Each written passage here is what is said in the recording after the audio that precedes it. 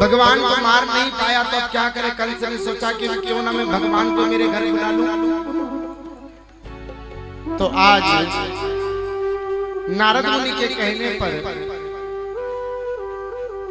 भगवान श्री कृष्ण को बुलाने के लिए कंस ने एक नाटक किया। कौन सा नाटक? अक्रूर जी को बुलाया और अक्रूर जी को बुला करके कहा कि हे अक्रूर जी अभी जाओ वृंदावन, और वृंदावन में जो नंद का लाला है, यशोदा का लाला है, उसे लेकर के आओ। उन्हें यशोदा से कहना कि कंस ने अपने घर पर धनुष सिक्के रखा है और उसमें बुलाया है। अक्रूर जी महाराज रथ लेकर के वृंदावन पहुंचे और वृंदावन में पहुंच करके नंद और यशोदा के महल के बाहर खड़े हो गए। यशोदा ने जब अक्रूर जी को आते हुए देखा तो 2 मिनट के लिए तो यशोदा बड़ी प्रसन्न हो गई। हे अक्रूर जी प्रणाम हो, बताओ तुम किस लिए आए हो। अक्रूर जी को अंदर बुलाया, अक्रूर जी को घर में प्रवेश कराया, जलपान कराने लगी यशोदा।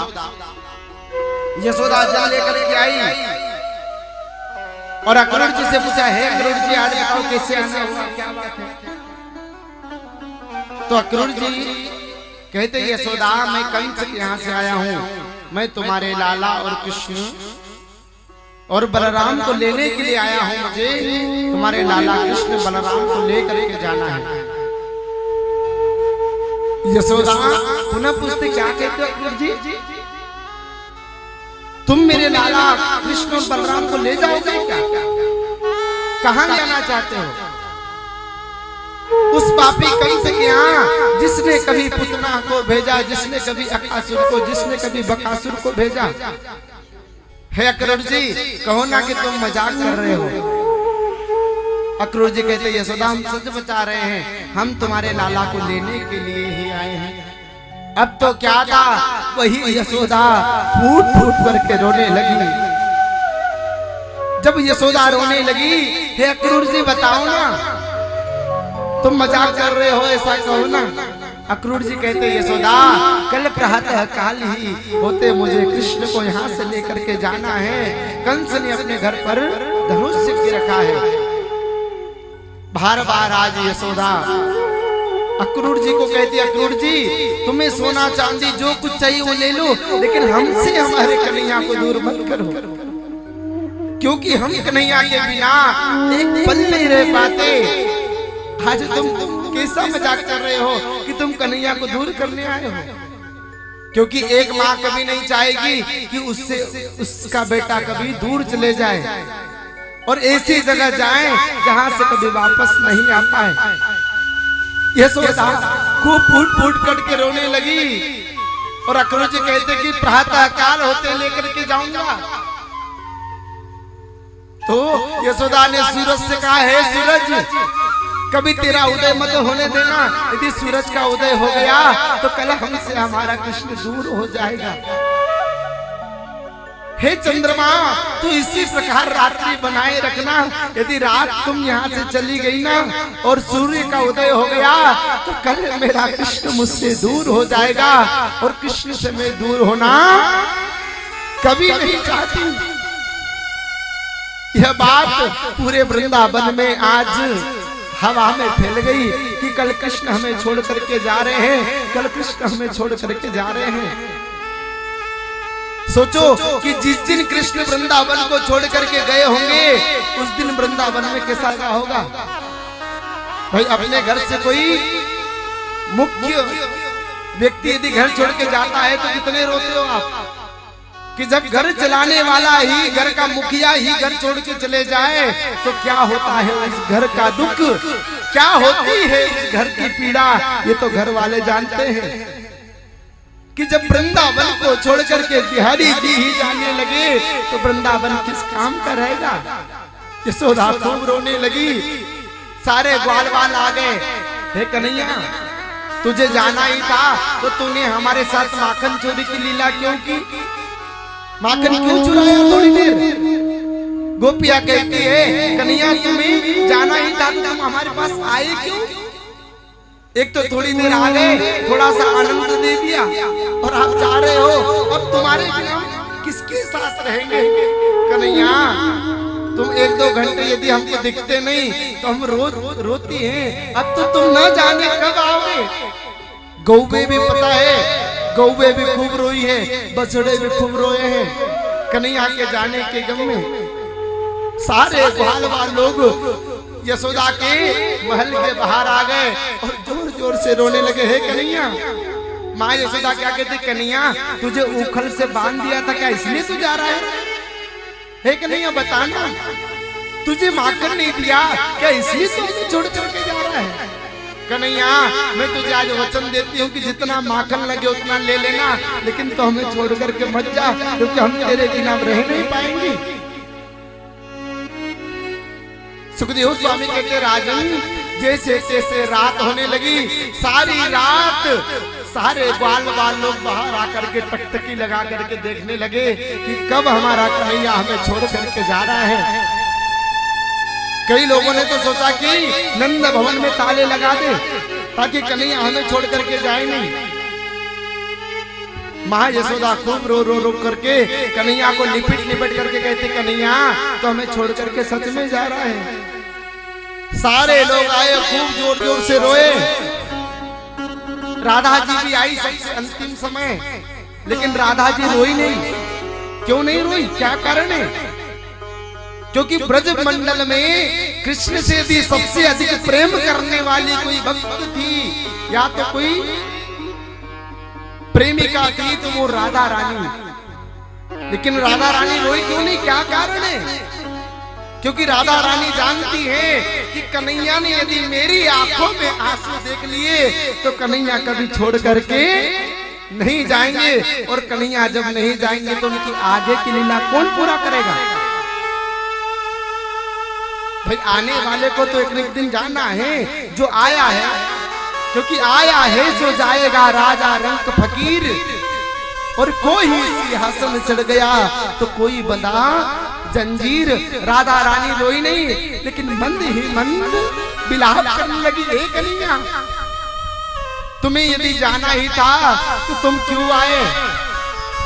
राधा रानी मंद मंद रो करके कहती है, यदि मुझे पहले से पता रहता कि प्रेम करने की इतनी बड़ी सजा मिलेगी तो मैं पूरे वृंदावन में पहले ढिंढोरा पिटवा देती कि आज के बाद कभी किसी से कोई प्रेम नहीं करे। राधा रानी कहती है, जो मैं ऐसा जानती प्रीत करे दुख होए, नगर ढिंढोरा पीटती कि प्रीत न करियो कि पत्ता टूटा डाल से ले गई पवन उड़ाए, अब के बिछड़े कब मिले दूर पड़ेंगे। राधा रानी कहती है, मुझे पहले पता रहता कि प्रेम करने की इतनी बड़ी सजा मिलेगी तो मैं पूरे वृंदावन में कह देती कि आज के बाद कभी किसी से कोई प्रेम नहीं करे। कन्हैया रथ से नीचे उतर गए और राधा रानी को कहा, राधा रानी मैं परसों ही लौट करके वापस आ जाऊंगा। सुखदेव स्वामी कहते, राजन कन्हैया परसों का कह के गए थे, बरसों बीत गए लेकिन कन्हैया वापस नहीं आए। राधा रानी खूब जोर जोर से रोने लगी कि हे कन्हैया, जो मैं ऐसा जानती प्रीत करे दुख होए, नगर ढिंढोरा पीटती कि प्रीत ना करियो कोई। मैं सबको पहले ही बता देती कि कभी किसी से कोई प्रेम मत करना, प्रेम करने की इतनी बड़ी सजा मिलेगी यदि मुझे पहले पता रहता तो। इसलिए आप लोग भी यदि प्रेम करो ना तो भगवान से करना, दुनिया वालों से प्रेम करोगे तो कुछ नहीं मिलेगा। आज की दुनिया में प्यार होता है। प्यार किसे कहते हैं? जो दिन पर दिन घटता वो प्यार कहलाता है, और जो दिन पर दिन बढ़ता वह प्रेम कहलाता है। प्रेम हमेशा एक भक्त और भगवान के बीच होता है। प्रेम हमेशा एक माँ और एक बेटे के बीच में होता है, वह प्रेम कहलाता है, क्योंकि प्रेम कभी घटता नहीं है। आज कन्हैया रथ पर सवार हुए, अक्रूर जी महाराज ने सभी को कहा कि सारे लोग मेरा रास्ता छोड़ दो, मुझे जाना चाहिए। कंस मुझे सजा दे देगा देर से जाने की। सारे ग्वाल वाल लोग इतने रोए कि आगे आगे वृंदावन वालों की अश्रु की धार गई, पीछे पीछे अक्रूर जी महाराज रथ चलाते गए। भगवान ने कहा कि मैं जल्दी लौट करके आऊंगा। राधा रानी कहती है कि हमें पता है कि जो एक बार यहाँ से चले जाता है वो वापस लौट करके कभी नहीं आता है। जब जिस प्रकार शरीर से आत्मा निकल करके जाती है, शरीर किसी काम का नहीं रहता। जब आज बिहारी जी वृंदावन को ही छोड़ के चले जाएंगे तो वृंदावन किस काम का रहेगा? आज बिहारी जी वृंदावन को छोड़ करके मथुरा पुनः जाने लगे, क्योंकि मथुरा से कब आए थे? जब भगवान का कंस के कारागृह में जन्म हुआ था, उसी दिन से आ गए थे। आज भगवान जा रहे हैं पुनः मथुरा, और मथुरा जाने से पहले ही मथुरा वालों को पता चल गया कि आज पालनहार कृष्ण हमें पुनः दर्शन देने के लिए आ रहे हैं। सारे ग्वाल वाल लोग अपने छतों पर चढ़े मथुरा के, और भगवान के ऊपर फूलों की वर्षा करने लगे। बोले भक्त वत्सल भगवान की, कृष्णचंद्र भगवान की। भगवान गए, भगवान ने सुकमा मालिन का उद्धार किया, कुरुसेन दर्जी का उद्धार किया। भगवान ने आगे और कुब्जा का भी उद्धार किया। ये कुब्जा कौन है? जो 3 जगह से टेढ़ी मेढ़ी कुब्जा है। सुने जरा ध्यान से, थोड़ी देर की और कथा है, शांति से बैठे और भगवान की कथा का आनंद ले। जब भगवान का रथ मथुरा के लिए जा रहा था अंदर, तो भगवान ने रथ में से क्या देखा कि कोई 3 जगह से टेढ़ी मेढ़ी स्त्री जिसका नाम कुब्जा है। भगवान ने कुब्जा को पुकारा, सुंदरी, अरे वो परम सुंदरी। तो कुब्जा ने कहा क्या मुझे बुला रहे हो? भगवान कहते हैं हाँ हाँ मैं तुझे ही पुकार रहा हूँ कुब्जा। कुब्जा भगवान के पास आई, भगवान भी रथ से नीचे उतरे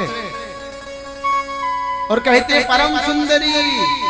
तो कुब्जा कहने लगे भगवान मेरी हंसी उड़ा रहे हो, मैं सुंदर नहीं हूँ फिर भी तुम मुझे सुंदरी क्यों कह रहे हो, क्या बात है? तो भगवान कहते हैं कि मेरी नजरों में शरीर की सुंदरता मायने नहीं रखती, जिसका मन पवित्र होता है, जिसका तन पवित्र होता है, वह मेरी नजरों में सुंदर कहलाने योग्य होता है। तो तुम्हारे जैसे सुंदर विचार वाली महिला मैंने अभी तक नहीं देखी, तुम्हारा मन बड़ा पवित्र है। आज भगवान ने पूछा कुब्जा से, कुब्जा तुम्हारे हाथों में क्या है? कुब्जा रोज चंदन लेकर के भगवान को, मतलब कंस को, वहां के जो उस समय राजा थे कंस को तिलक करने जाते थे। तो भगवान श्री कृष्ण ने कहा कि हे कुब्जा क्या आज थोड़ा सा तिलक हमें मिलेगा? आज कुब्जा भगवान श्री कृष्ण को तिलक करती है। तो भगवान ने तिलक के बदले में क्या दिया? वही 3 जगह से टेढ़ी मेरी स्त्री कुब्जा भगवान ने सीधे हाथ के अंगूठे से उस कुब्जा के सीधे पैर के अंगूठे को स्पर्श किया, और धीरे धीरे जब भगवान अपना हाथ ऊपर लाते गए, वही 3 जगह से टेढ़ी मेढ़ी कुब्जा परम सुंदरी का रूप लेकर के प्रकट हो गई। बोले भगवान की। आज वही कुब्जा भाव विभोर होकर के नाचने लगी, और मुझे मिल गया मन कामी कि दुनिया क्या जाने। और तुम्हें भी आज मन का मित मिला कि नहीं? ज्यादा कथा नहीं, लेकिन भगवान की साथी तो तुम्हें मिली जाएगी, इसलिए आनंद ले सके अपनी जगह पर। क्या जानी भाई क्या जानी, क्या जानी कोई क्या जानी, मुझे मिल गया मन कामी कि दुनिया ताली से जय हो।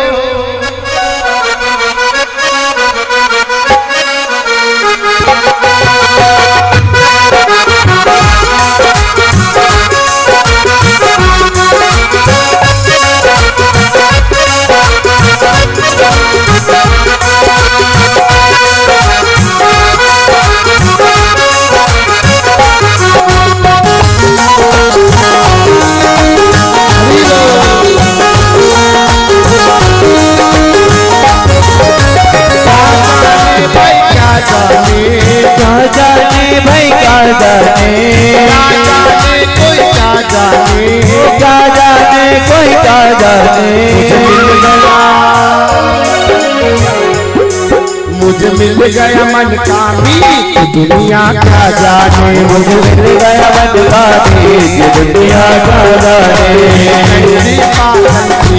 दुनिया क्या जाने। कैसी बादल थी दुनिया क्या जाने।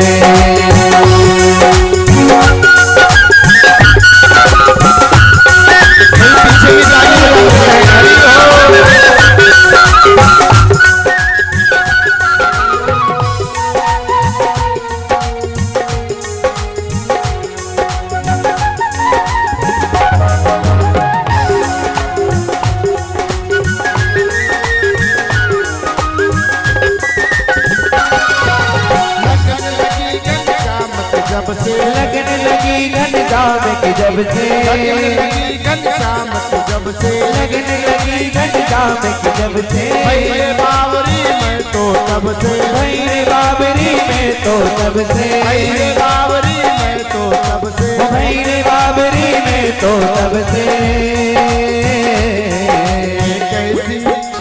कैसी पागल प्रीत दुनिया क्या जाने। कैसी पागल प्रीत दुनिया क्या जाने। कैसी पागल प्रीत दुनिया क्या जाने। ये कैसी पागल प्रीत दुनिया क्या जाने।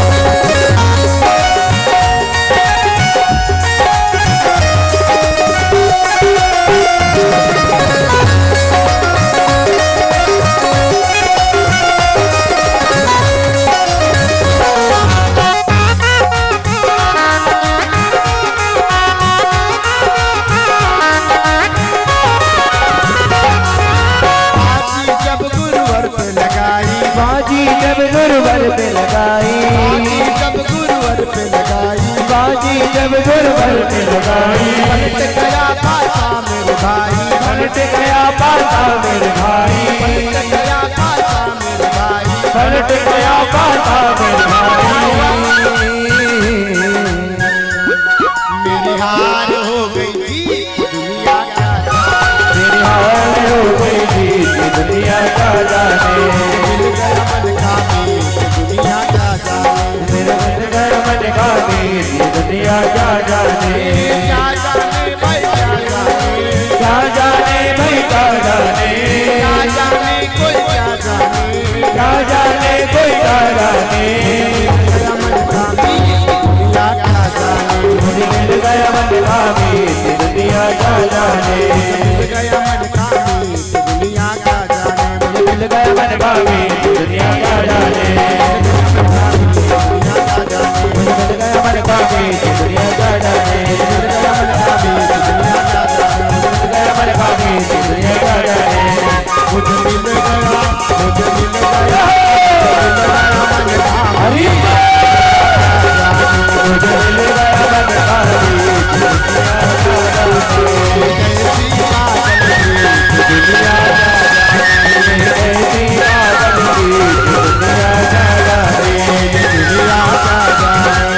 दुनिया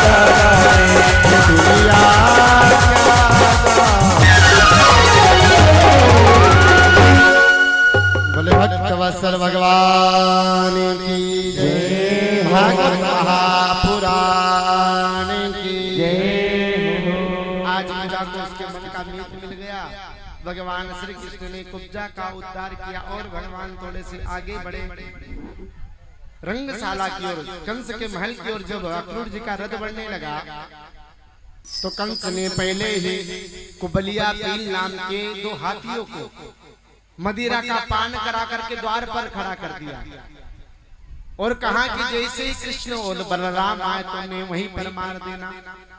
तो आज कृष्ण और बलराम जी पहुंचे द्वार पर, तो बलराम जी ने हाथियों को देखा और भैया से कहा, हे भैया, हे कन्हैया, यदि तुम कहो तो इनका उद्धार मैं कर दूं। लेकिन भगवान श्री कृष्ण कहते नहीं नहीं, ये मेरे भक्त हैं, इनका उद्धार मुझे ही करना है। सो भगवान श्री कृष्ण ने कुबलिया पील नाम के 2 हाथियों को दोनों हाथों में उठाया और उनके जो वरदान थे वो याद दिला करके जो पृथ्वी पर फेंका, दोनों हाथियों का नमो नारायण कर दिया। बोले भक्त वत्सल भगवान की जय हो। सुखदेव स्वामी कहते हैं, राजन, आज मथुरा का जो भारत आया, मथुरा के लोगों को जिन्होंने परेशान करके रखा था, वो आज परेशानी दूर हो रही है। कौन कर रहे हैं? भगवान श्री कृष्ण। आगे रंगशाला में जब पहुंचे तो भगवान श्री कृष्ण ने चाणूक और मुष्टिक नाम के 2 राक्षसों को भी खड़ा किया था। कंस ने कहा कि जैसे ही कृष्ण बलराम आए तो हे चाणूक और मुष्टिक। चाणूक और मुष्टिक ऐसे राक्षस थे जो 10 व्यक्तियों का एक साथ सामना करते थे, ऐसे बलशाली 2 राक्षस चाणूक और मुष्टिक नाम के। तो भगवान श्री कृष्ण ने मात्र अपने पंजे के सहारे से, हाथ का सहारा भी नहीं लिया, मात्र भगवान ने अपने दोनों पंजों के सहारे से चाणूक और मुष्टिक को उठा करके पृथ्वी पर फेंक दिया, उनका भी नमो नारायण कर दिया और भगवान आगे बढ़े रंगशाला में, जहाँ पर कंस ने भी धनुष के रखा था। भगवान श्री कृष्ण धनुष के पास में पहुंचे और भगवान श्री कृष्ण ने धनुष को उठा करके तोड़ दिया। कंस समझ गया कि जो धनुष को तोड़ देगा वो मुझे नहीं छोड़ेगा। भगवान अपने मामा कंस को कैसे मार सकते हैं? कई लोग हमसे ये प्रश्न करते हैं कि कोई भांजा यदि मामा को मारे तो क्या पाप नहीं लगे? तो क्या कारण था? सुने, भगवान चाहते तो देवकी के गर्भ से पहले बार में ही आ जाते, लेकिन भगवान का नंबर कितने नंबर पे आया? 8वें नंबर पर। तो भगवान 8वें नंबर पर इसलिए आए ताकि मामा पाप बहुत सारे कर ले। जब मामा ने 6 संतानों को मौत के घाट उतार दिया तो पाप का घड़ा भर गया, और जब तक मामा के पाप का घड़ा भरता नहीं, जब तक भांजा मारता कैसे? तो भगवान ने पहले पाप करवाए मामा के द्वारा, और तब भगवान श्री कृष्ण 8वें गर्भ में गए। और जो आकाशवाणी हुई थी कि देवकी का 8वां गर्भ तुझे मारेगा, तो आज वही मामा को मारने के लिए भगवान श्री कृष्ण देवकी का 8वां गर्भ बन करके गए और धनुष के 2 टुकड़े कर दिए। कंस समझ गया कि अब मेरी मौत मेरे निकट खड़ी है। वही भगवान श्री कृष्ण ने कंस को भी दोनों हाथों में उठाया और कहा कि मामा याद करो आकाशवाणी को कि देवकी का 8वां गर्भ तेरा काल होगा। तो हे मामा, हे कंस, मैं ही देवकी का 8वां गर्भ, मेरा नाम कृष्ण है, ऐसा वरदान और आकाशवाणी याद दिला करके मामा कंस का नमो नारायण कर दिया। बोले कंस निकंदन भगवान की जय हो, भागवत महापुराण की जय हो। आज पुनः अधर्म हार गया और धर्म की जीत हो गई। सारे मथुरा वाले आ जाए और कन्हैया को फूलों से खूब स्वागत करने लगे, खूब कन्हैया का स्वागत सम्मान करने लगे। हे कन्हैया, हम इतने सालों से परेशान थे इस पापी कंस के कारण, आज तुमने आकर के इस पापी कंस से हमें